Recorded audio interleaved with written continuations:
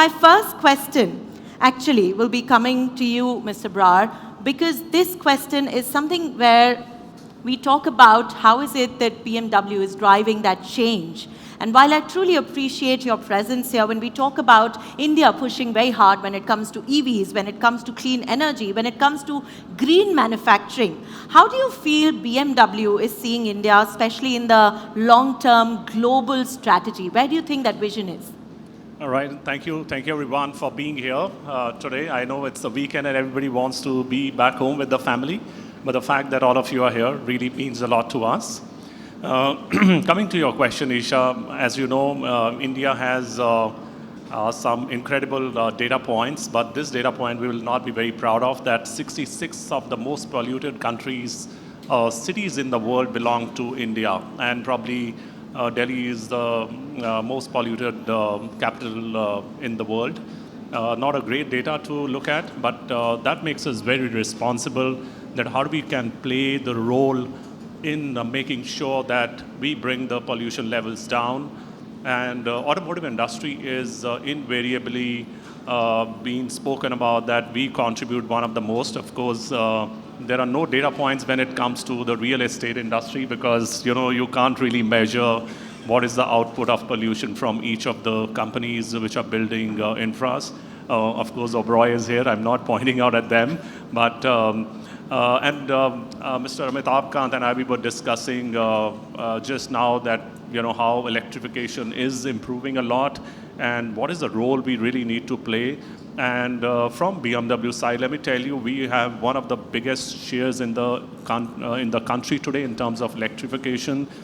Last year, 21% of our cars which we sold in India were electrified. And in Q1, it has already gone to 26%. And I'm very confident by end of this year, we will hit 30% as a percentage of our overall sales, which will be electrified. And this is one of the best numbers you can look out in the industry. Probably there's only one player which is ahead of us, and that too in mass market. So we are really working on making sure, and let me tell you, we are globally ahead of our global percentage. I think globally we are about 17, 18%. And the fact that we are 21% in India speaks a lot about how we are really driving it. And also due credit to customers because they are coming forward and they are really loving the cars that we have. We have today 5 cars, and moment we will have more cars. So today, if I have 10 petrol/diesel cars, right, my electric cars portfolio is about 4 to 5. So let me tell you, the entry point is X1, where we have X1 and iX1. There today, electric is 60%. 60% electric, 40% petrol / diesel. In 7 series, which is top of the line, and sometimes we say people at the top end, they really want to go for ICE cars. Right. There also i7, which is our electric version, is 50%. Mm-hmm. So 50-50 at the top end, 60-40 at the bottom, and we don't have in 3, 5s, etc. We have only the ICE variant. Moment we have more and more electrified versions, I see clearly we can reach 50%. And one of the recent launches we have done across the globe is iX3. It's called the Neue Klasse. I don't know how many of you heard about it. This is a new series of vehicles which will come from the BMW stable. So really looking forward to that and making sure that we contribute towards the sustainability of in Indian context as well. Thank you so much, Mr. Brar. I think you not just shared your broad vision, but where we are. And I'm sure most of our guests would have run through and read the very recent editorial that Mr. Kant put together. So what an absolutely fantastic piece where you argued how India is today at this very decisive point, and really, how is it that our EV transition is happening? How do you feel, sir, we can have the biggest mindset change, especially coming from the point of view of policy, to make sure that how is it that we in India can become a true global sustainability driver? So the key is, to technologically leapfrog. We did this in digital identity. India did this in fast payments through UPI. We did this in LED bulbs. We've done this in renewable energy. We are already doing over 270 gigawatt of renewable energy. We are way ahead of other countries. Right. And I think the next big pole vaulting that India has to do is in electrical mobility. And I think it's important that we must have massive disruption in India. Actually, I'm very clear in my mind that we should lay down a clear roadmap. We should clearly say that 50% of the cars which will be on road by 2028, all new registrations should be electric vehicles. Yeah. And by 2030, we should absolutely stop fresh registration of ICE vehicles. Secondly, we should not allow promotion of outdated and outmoded intermediate technologies like hybrid. We must be absolutely clear that the final technology is electric mobility with zero emission towards the end. And therefore, we should focus on the final technology and not intermediate technologies. Right. I'm absolutely clear on that. And therefore, my view is that two-wheelers, three-wheelers, by 27 and no more fresh registration of ICE engine, two-wheelers, three-wheelers. All of them should be electric. By 2030, all four-wheelers must go electric. And we should clearly, like the PM e-drive, that buses and lorries and trucks should all be electric from 2030 onwards.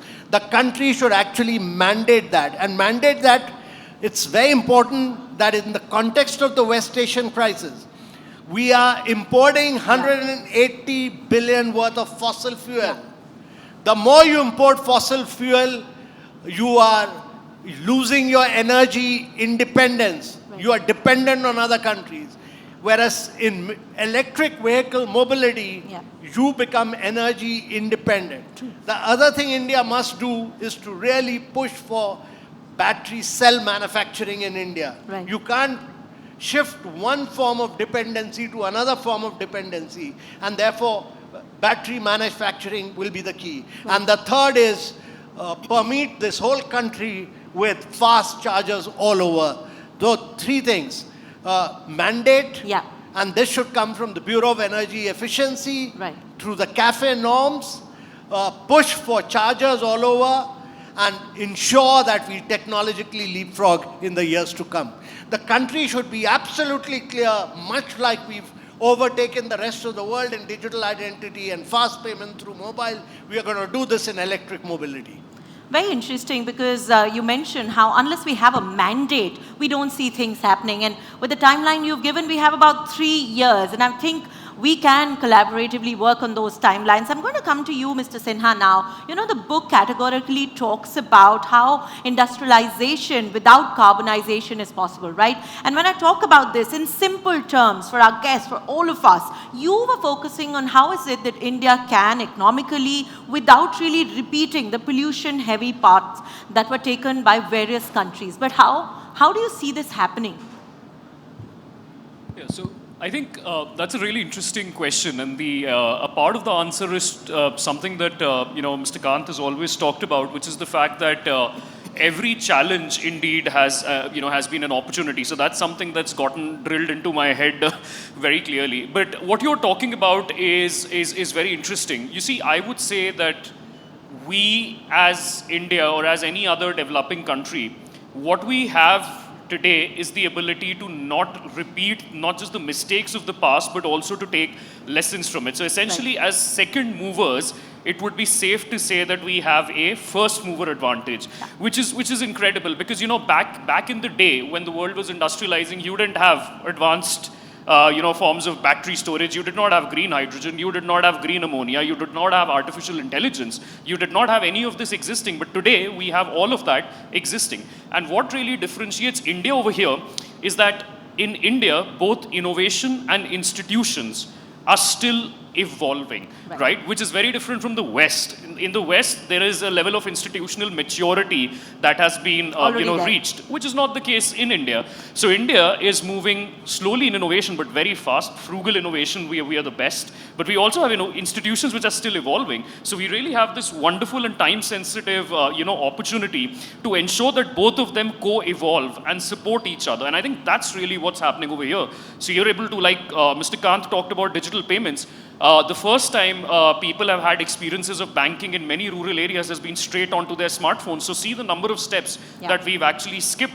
And the same thing is very much possible for the clean energy transition. Many young buyers in urban areas would probably be buying their first vehicle in the form of an electric vehicle today versus going for an ICE engine vehicle. So I think the beauty over here, the answer to the how is exactly by sort of, I would say there are 4 C's involved in this, so as to say, which the book also talks about. I think the first is convergence, which is ensuring what is missing and what do we have to bring that. So let's say BMW, you're very good, you want to get into e-mobility, but that's also a demand, let's say in the country itself in terms of pollution or the government wanting to do it. The second is collaboration, which means not just collaboration between the industry, but collaboration between the industry and the government, collaboration between industry and startups, right? And then the third is actually when convergence and collaboration actually give way to credibility, because when you converge and when you collaborate to develop something which is really interesting, which is really path-breaking, what you do is you essentially gain credibility, not just with consumers and customers, but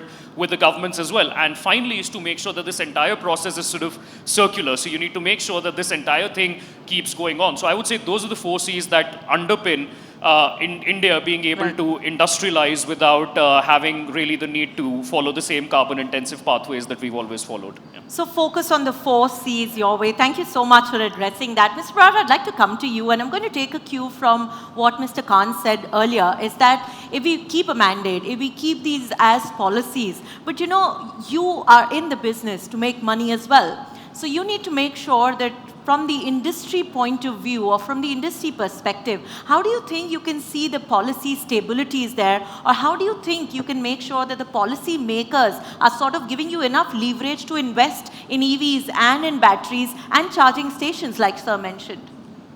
I think Mr. Amitabh Kant said a very interesting thing, and this is shows the mindset, and I expect that everybody in the government is thinking like this. I think we've been fighting this battle for a long time that the true zero emission vehicles are EVs, but you see this fluctuating view all through where of course, some of the OEMs who have not invested in EVs and they have hybrid on their disposal, they want hybrids to come forward, and hence they lobby. And in some sections of government, they kind of bend backwards to accommodate hybrids. And that really, then you start thinking, did I do a wrong thing by investing into the EV technology in India? I should have rather brought in hybrid. And which is why I appreciated Mr. Khan's view that, hybrids cannot come in. And this is the kind of stability we want, because if 10 years back government mandated that EVs is the way forward, how did hybrids suddenly got into that, right? And that is the stability we are looking at. Second thing, in certain states, while central government is very clear to push EVs, and there is, I don't know how many of you are aware, on a normal ICE model, the GST varies from 18% to 40%. SUVs are largely in 40%. But an electric SUV, the GST is only 5%. There's a clear delta of 35%. But what some of the state governments are doing, most of the state governments are having zero registration and road tax. So 35% benefit on GST, 12% to 15% benefit on registration and road tax. Ballpark 47% benefit, and even then electric vehicles are 15% more expensive than an equivalent ICE model, which means in reality the EVs are almost 60 to 70% more expensive if there are no benefits to the consumer from the government. And the reason for that is the battery costs are still quite high. It actually, in fact, by this time we would have expected the battery cost to be about $50 to $60 per kilowatt hours. But I think somewhere around 2022, it went back from 100, it went up to $120 per kilowatt hours. Now I think it is about $80 per kilowatt to make the battery. I think once it comes down to $50 or so, I think EVs will become more affordable. But coming back to the point, some of the state governments are actually levying the full registration and road tax of 12% on EVs. In those states, EVs are not selling because the delta, which is about 15%, actually becomes 25 to 30%, and then customer thinks, should I really pay 25% extra cost on a battery electric vehicle, or I should utilize this extra money to really utilize it for my running of the car? And hence, the whole narrative gets derailed. And hence, to your point, we need that certainty in the policies of the government that 5% GST all through, 0% registration and road tax across the state governments, and somewhere central government has to mandate that. Otherwise, it will, it will not be in control, and there will be fluctuation. And customer also gets a very different signal. The recent one in Delhi EV policy, now they're talking about that, all the cars which are above 30 lakh rupees will be taxed at a normal rate of 10 or 12%. Again, a lot of uncertainty. Last time when it was imposed in Haryana, about 1.5 years back, all the Haryana customers, they are actually registering in the state of Delhi. Yeah. Right? So it's just that all the revenue which Haryana would have actually generated is coming to Delhi. Now, when Delhi imposes a tax on electric vehicles, what will customer do? They will go to Noida. Different state, and right. we are in a very interesting state where you have 3 states, the bordering states. Unless you do something similar in all the 3 states, the customer will move because everybody wants to save money, and rightfully so. And but the point is, why do we want to really give a narrative that somebody above, some cars which are above 30 lakh rupees will be charged at 12%? So when you have so much of uncertainty, sometimes customer feels, yeah, let this get certain. Let me buy ICE for the time being. I'll come back to electric when there is pure certainty about it, which is why, very, very important question that you asked, reiterated by Mr. Kant, we need to have a clear guidelines on what we are going to do going forward, and there should be a clear policy guidelines for the next 5 to 7 years so that everybody is certain about it. So a lot of clarity is needed, like you mentioned. We need to have that certainty in mind. And you also very interestingly brought up the point of view of my consumers. And we have our first-hand customers right here. Mr. Kant, I'd like to ask you, when you talk about, especially from the policy-making segment, when we talk about how is it that we can keep the industry in mind, how is it that we can keep the government in mind, and how is it that we can come up with customer-friendly policies as well? Because we want to make sure that at the end of the day, consumers also benefit. And I'm sure I'm going to see house full of you raise your hands up to that. But speaking from the point of view of the consumers, how do you feel that we can move faster, keeping all these 3 elements in mind? So, when the GST was being structured and written, at that point of time we ensured, and GST is a state and a central tax, we ensured that for electric vehicle the tax will be 5% and 48% for hybrid and other vehicles. So GST, we had a differential of 43%. Understand this. We consciously made EV cheaper. Yeah. Now, state taxes, the states must be clear that they need to have better air quality. If Delhi is the most polluting capital in the world, and if we have over 65 of our cities in the worst 100 polluting cities, it's incumbent upon the politicians, administrators, citizens to ensure that we provide a better livelihood for our citizens. Right. And therefore, we need to clean up our cities, and we need to get rid of fossil fuel. That is critical. The third point is that we are a very big importer of fossil fuel. And we need to get rid of our dependency on fossil fuel, because another crisis, you shoot up your import bill from 180 to $300 billion. and rupee starts weakening. Yeah. You try and understand this. And that is why the future is always in the ultimate technology. And I made this point that we did this leapfrogging in UPI, India is capable of leapfrogging. And you need to leapfrog in electric mobility, and I'm really glad that Mr. Brar and Mr. Kapoor here have taken the initiative to do this discussion today. Because we must understand that, you know, when America started urbanizing, its car companies, Ford, General Motors, actually bought over the railway companies and destroyed them. So that on the American highways, cars could run. And America was made as a country for cars and not for people and not for cycles. Now I'm saying you need cars. Yeah. But you need cars which are electric vehicle oriented, where there is zero tailpipe emission, zero level. If we introduce, today this technology disruption has happened in the world. But legacy car makers, like those who manufacture hybrid or combustion vehicles, have a vested interest in ensuring that India does not leapfrog. Right. But this leapfrogging is inevitable. And that is why today BMW is selling more cars in India than Mercedes-Benz. It sells more cars because the consumer wants EV cars. Yeah. Mercedes' failure to provide a cutting-edge EV model means that it will die out in India.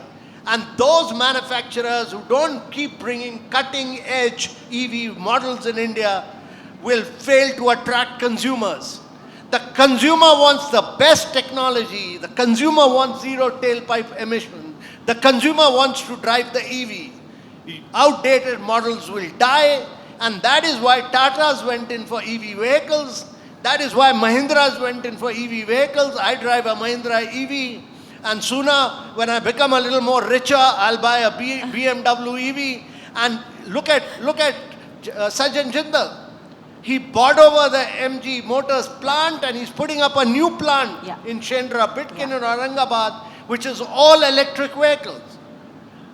So he says that EV is the moment, and I will seize it, and I will disrupt Maruti here in India by making only EV vehicles. Right. And that, to my mind, is the real future. Look at China. Right. Look at China. 100 EV manufacturers in the Chinese market, all competing with each other.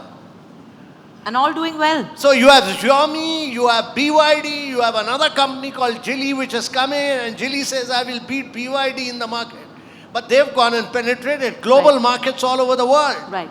So all free markets, for some days, through protectionism, tariffs, you will control, but eventually efficiency, electric mobility will win the world. There is just no doubt in my mind.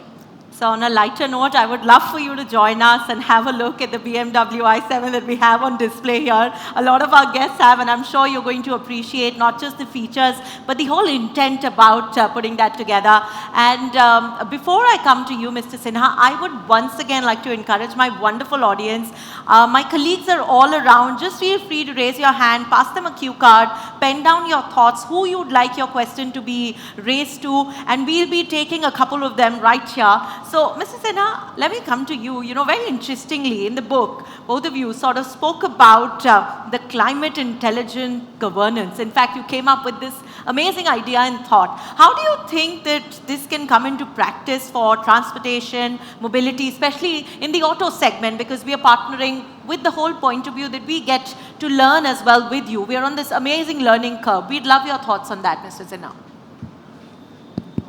Yeah, so I think it's very interesting. AI actually, in an era where climate is basically defined as a threat multiplier, we define AI as a force multiplier precisely because it can do many of the things which otherwise conventionally you would not have been able to do. And I'm sure, within BMW, if you were to speak to Mr. Brar, he would be able to tell you 55 different ways in which BMW itself is implementing AI. But on the climate governance side, the broader idea of AI was that how do we ensure, right from the multilateral organizations who are running the world, who are sort of responsible for inter-country governance, to country governments, to even local governments, how can they actually use AI to make more efficient decisions? And some of those efficient decisions, if you're asking me in the context of BMW, for instance, it could be about, see, today one of the things that India still suffers from is range anxiety, which is why people still might want to purchase vehicles for, running within cities. But when it comes to traveling on highways, people are still scared. That is why in an average profile, you would see an Indian still having one EV, but also one ICE vehicle. Right. Now, one of the challenges with that is how do you figure out where exactly is the most optimum location for locating an electric vehicle charger? And when I say optimum, it doesn't just mean, oh, somebody's going to stop their vehicle at a rest point, so let me just install a charger Right. here. In a country which is as complicated as India, you have to look at 7 to 8 different factors. One of them is the location. The second is the electrical grid. Do you have the capacity to support chargers? Do you have co-located renewables that could power that charger? Right. Where are consumers making their choice of stopping a vehicle? So there's almost 15 to 16 data points that you can actually use today to understand where is it that you should locate an electric vehicle charger. Just as how today, if you see Google Maps today, Yeah. when I used to work at Google, we launched this feature in India, which is called FER, fuel efficient routing. So today, whenever you look at a location on Google Maps, it actually shows you the fastest route, but Yeah. also the most fuel efficient route. Right. So as a consumer, that decision is yours. So the same algorithm can then be expanded to not just figure out where the EV chargers can be located, to also figuring out what is the most optimum time for actually charging your electric vehicle. Conventionally, people think it's the night, but actually it's the night time where the load on the grid is actually the highest. Oh. And it's also the time when the grid is the most coal heavy, right? Because in India, despite so much of our installed capacity being from renewables, a vast majority of consumption still happens from coal, because as Mr. Kant rightly pointed out, the storage element is missing. So if you're charging all your vehicles at night, you're essentially consuming more and more and more coal-based power. So actually AI can also tell you what is the most optimum time to charge your vehicle. And just to conclude, there's actually two ways to do this, right? One is the more conventional way where AI is able to, look at all the data sources and it's able to tell you, hey, this is the best time.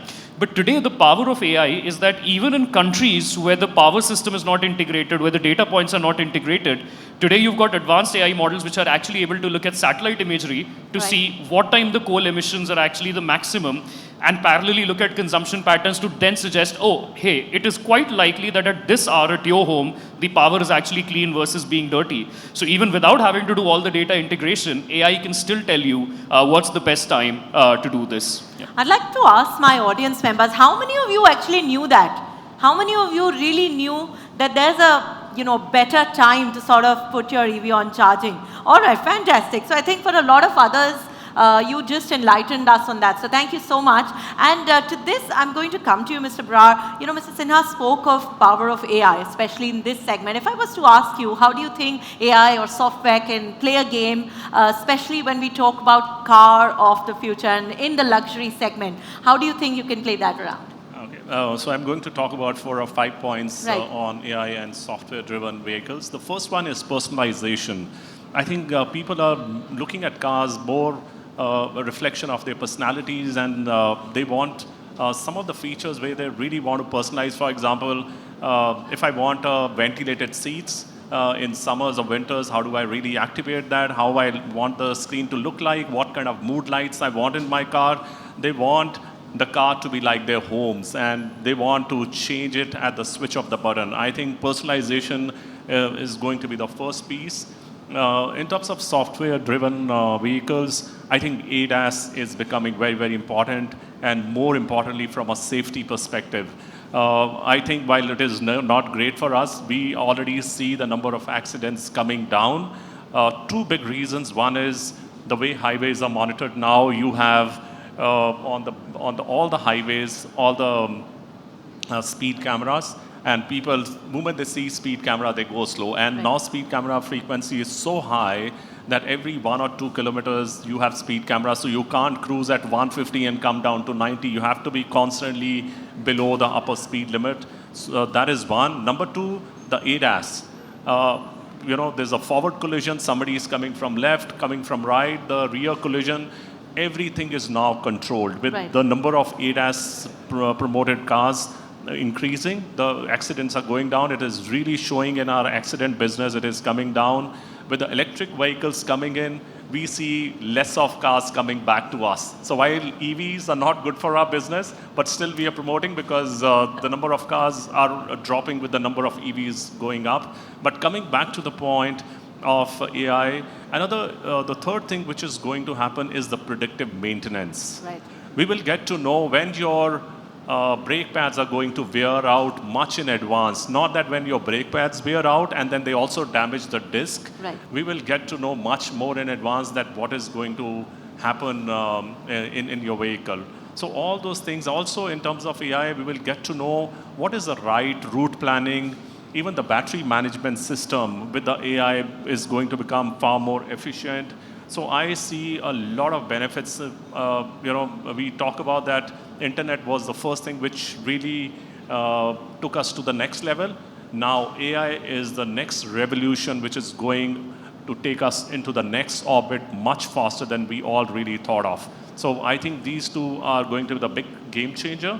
And anyone who invests into AI and software-driven vehicles are going to be the front runners in the future. So a lot of investment from BMW into both the areas, and you'll see a lot more happening in the future. In fact, today, when you give commands, open the window, open the sunroof, these are very, calculated commands. You go left and right, the car will not recognize. But in future, you are going to have conversation more with your car than you're going to have conversation with your spouse. So you can actually interact and make conversation and do what you want to do in your car. In fact, you can talk very freely. Can you change my temperature of my car to 19 degrees? It's too hot right now. Right now, you can only say, can you change? Can you reduce the temperature, or can you increase the temperature? It's very, very calculated. But in future, you can be a little more liberal and more expressive when it comes to AI. So you will see things becoming very, very interesting when it comes to cars. So taking a cue from that, let me come to my audience. How many of you would actually prefer talking to your car more than your spouse? Can I see a raise of hand? Oh, wow, we have a few of you. And you're saying that because your spouse isn't with you at the moment, but great thoughts. The others are sitting with their spouse and sort of not raising their hands on that level. But sir, Mr. Kant, we have spoken numerous times about the requirement for better charging infrastructure. In fact, even in this conversation, you've spoken about it. All three of you have spoken about it. But at the end of the day, it's not just the auto industry's role, it's not just the consumer's role, but in this day and age of smart cities, how do you think we need to have more and more state governments working towards it, more and more companies, private companies working towards it? How is it that we can channel more people to come towards and create that difference in all cities in India? First of all, to your question, when you asked your customers whether they'll prefer speaking with their spouse or with the car, the gentleman there raised his hand and he said if it's a BMW car, he'll prefer to speak with the car rather than the spouse. True. Yeah. So, the charging is very critical. Right. But, the important thing is that the range anxiety which Indians had, we've been able to get rid of it because the battery range has increased very substantially. If you've taken the battery range to about 500, then, we normally do about 250 kilometers a day, and you're able to then do about 500 kilometers or at least minimum of 400 kilometers. So that range anxiety must get out of our mind. That's important. Right. There should be no fear of range anxiety, especially if you're using a BMW car, to my mind. Number two is that it's very, very important to know that on the national highway network, we've got fast chargers all over in India now. One of the remarkable things that's happened, and I've been traveling with an EV car on the national highway, there are a lot of fast chargers all over, so we don't have to worry, all over. But I would still say three things. One is that the government of India should clearly, and the state governments must mandate that all housing societies must have electric fast chargers. You can't say that this housing society is not willing to put up an electric charger. That has to be an inherent component of our urban development process. Number one. Number two, every road and every highway that we make, we must have fast chargers. And thirdly, all chargers must be interoperable on an app. The app must be so good that it should be able to tell you where you are and which is your closest fast charger. You have apps, but they should become far more efficient, and all chargers must be interoperable.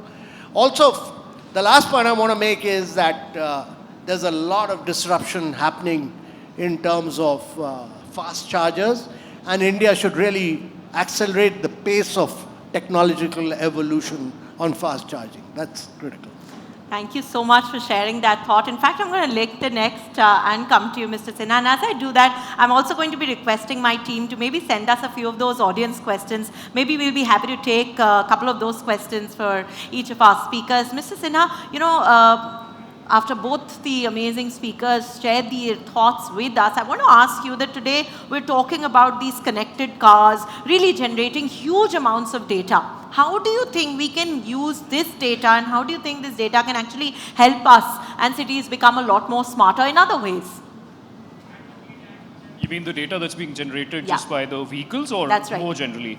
No, everything. Like, look, I think today, I'll tell you something about data. Before you come to data, I think the biggest problem is that when it comes to data, this data is all over the place, right? So BMW may be generating its own data, a Mercedes may be generating its own data, a fast charger company may be generating its own data.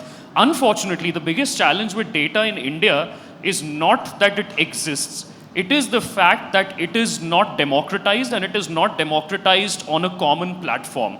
I think that is one of the biggest things that actually prevents some of the most innovative solutions from, coming up in the country. Right. So the key to that actually is that there should be a single sort of a portal or a repository of data where all of this data should be made available. And it's beautiful because AI algorithms can actually take all of this data and it can look at things which you otherwise would not have been able to look at. But I think the step one of that is ensuring that this data is at least put out into the public domain. It is not being put out. Everybody, an air purifier company today, Sharp for instance, will say, well, this is my data, so I'm not going to give it to you. Right. But the idea is that if I know how much my vehicle is emitting, if I know how much an air purifier, which is, let's say, sitting in a BMW showroom or at your house, is actually able to see, you will never be able to match so many of these data points together. Right. So I think the solution, actually the government of India has taken a rather interesting step. So there is something called IUDX, which is the Indian Urban Data Exchange. And what they're doing is that they're trying to put all sources of data, right from the timing of a traffic signal to how much energy a solar panel is generating, onto a common platform. I think the same thing needs to be done for the automobile sector, but the question that you need to ask yourselves is that, are all of you willing to actually put out this data in the public domain? Because if you can actually do wonderful things with it. Not just charging infrastructure, but also governments understanding how the air quality is changing, how it is improving, how it is worsening, to the travel times, to the travel patterns of citizens, to finding the most optimum routes, right? It might be the case that people have stopped traveling between Delhi and Meerut, so it might be the case that the Namo Bharat trains are the most now the most taken option, so let's focus more on investing further in that. So there's hundreds of things that they can tell you, but I think it starts with you making that call, whether that data needs to be digital public infrastructure or not. So actually there's a very thin line of privacy sort of coming into picture there. So again, a very valid point. How open are we as consumers today in sharing that data or not? And I think that's a call that one takes individually. So we're not going to enter that domain, so to say. As my team is going to be passing on the questions by our audience members here, what I'm really going to do is, before I delve into this, I would love to have a rapid fire, and this is on a very light note with all three of you. So Mr. Brar, if I was to ask you, which vehicle do you drive? Is it an EV or ICE? So what would your answer be? Yeah, I have two of them. I have an i7 which is electric, and the Mini Countryman which is also happens to be electric. So both electric. So a round of applause for him. Thank you. He's making that conscious effort. And by the way, we've not had this discussion. They're all going to be given these questions on spot. Mr. Kant, you spoke about how today we have this amazing infrastructure that's upcoming. We have amazing roads. So if you were to go on a long drive, which Indian city would you prefer doing that in your soon-to-becoming BMW EV? Well, I'll bypass all the cities and go for good adventure into the hilly tracts of Uttarakhand. There's no point going into the Indian cities, just bypass them. Right, okay, thank you for that. Mr. Singh, I'm going to come to you. Mr. Sinha, I'm going to come to you because I want to ask you, what is it that you're more passionate about, reading or writing? You want to use the microphone? I would say it was reading at some point, but now thanks to Mr. Kant, it's writing. So. Amazing. And now that the two of you have co-authored this book, very soon we're going to be showcasing a beautiful unveiling moment. I'd encourage all of you to capture that video, share it on your social media. Please do remember to tag us and encourage more and more people to not just buy the book, but read it, because it has so many amazing points, which this discussion of about 30 to 45 minutes really can't cover. So I'd really encourage all of you to read and spread the word. And on that note, I'm now going to be kickstarting with the questions that have come from my amazing audience. First, thank you so much for sending these. This truly means that you've been listening in and enjoying the conversation. Mr. Dhruv Gandhi, if you could just wave and say hi. We're taking the first question from you, and it's for you, Mr. Kant. If India was and wants most vehicles to become electric in the coming decade, how do you think we can handle the massive amount of lithium battery waste that has been generated, and how can we continue to do so in the future? So, the important thing is that technology is getting better and better in several of these things. And the second is, you have very close to here, you have a very young startup called Loham, which does recycling of lithium in a very big way. And India, what has happened in the world is, and it's important for all of us to understand this, that, the batteries technologies has been monopolized by China. And what China does is it reduces the price of lithium batteries. But the critical mineral prices, it keeps increasing. And it increases that because they've also mastered the processing technology of critical minerals. And that is why it's very important for India to actually master the processing technologies of critical minerals.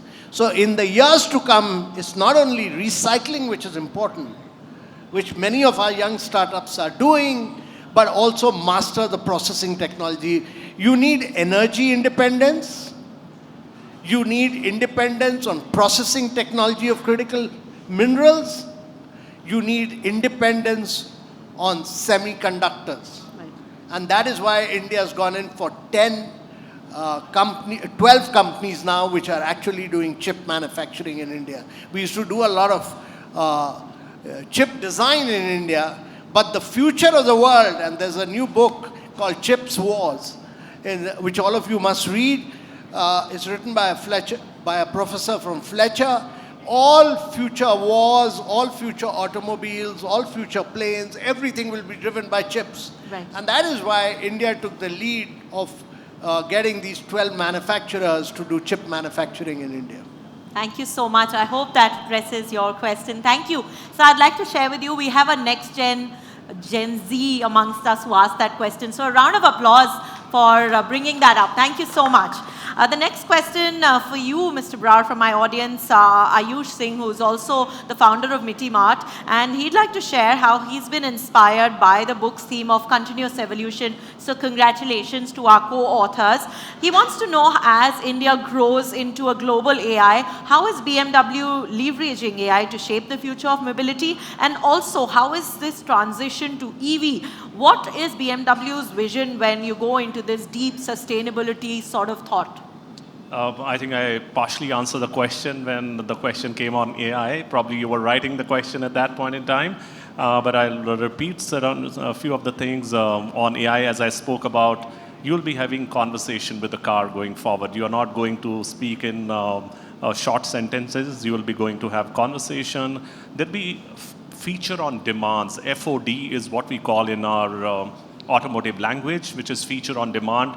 You want certain feature, like you have your on your phones as well. You want certain feature, you pay some money and you get that feature. Similarly, a lot of feature on demand is going to happen. As I gave an example of ventilated seats. Right now, a lot of players are giving it free of cost, but I can tell you in future they are going to become a paid feature. And similarly on the sustainability Mr. Kant spoke about, and I think the previous question also was directed towards that how do we really take care of the battery waste? Right. This is going to be one of the biggest challenges in future.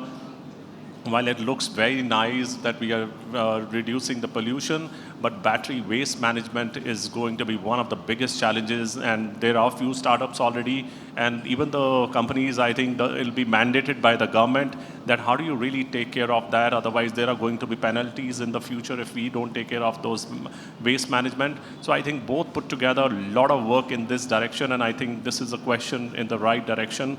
We all really need to think about it. How do we use AI in the right way, and also how do we become more sustainable and make sure that the battery wastes are taken care of in the future? Thank you. Mr. Ayush Singh, I hope your answer was good. Thank you so much. I'd like to come to you, Mrs. Sinha, and Arvind Thakur, who also happens to be the owner of the first BMW i4 that was launched in India. Thank you so very much, sir. Let me tell you, he's also one of the first few guests who joined us at the event, so congratulations for that punctuality. So, Mr. Sinha, Mr. Kant, either of you can take this. AI, no doubt, he feels, has transformed the way that we are using cars and the way that, we've created that disruption in terms of efficiency and experience. But how do you think AI infrastructure today requires more and more data centers which consume, again, energy, and how is it going to affect the environment? Well, that's a very, very important question. It's an important question because today data centers and AI consume more energy than the entire city of New York, and they will be in a couple of years consuming more energy than the entire country of Japan. And therefore, it's very important that AI is always, you have convergence with clean technologies. And one of the key advantages, the other day there was a debate and discussion and somebody said that actually India is lagging behind in AI.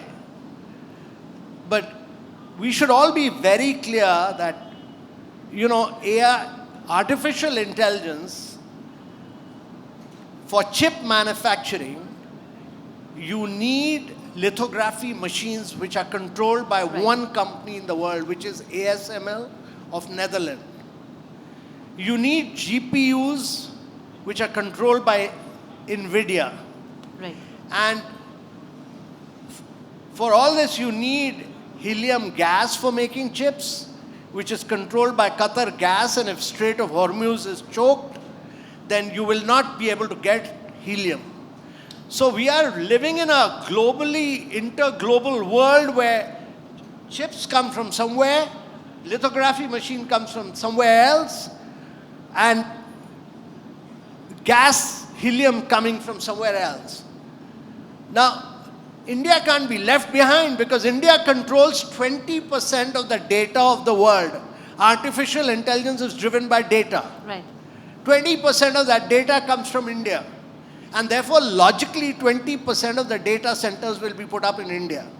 Secondly, if you look at the Stanford AI Index, which has just recently come out, what it shows is that India is the only country actually which is a recipient of talent in AI from the rest of the world. Talent has come back to India for the 2,117 global capability centers that India set up. Right. So talent has come back. And the third point I want to make is that there's no other country which has 270 gigawatt of renewable energy, which India has.